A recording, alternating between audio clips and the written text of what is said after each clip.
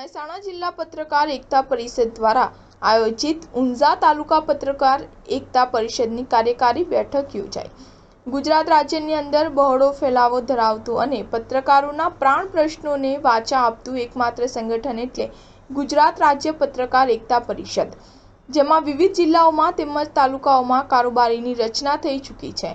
ત્યારે મહેસાણા જિલ્લાના તાલુકા મથક ઊંઝા ખાતે પત્રકારોની એક બેઠકનું આયોજન કરવામાં આવ્યું હતું, જેમાં ઊંઝા તાલુકા પત્રકાર એકતા પરિષદના કારોબારીની રચના કરવામાં આવી હતી।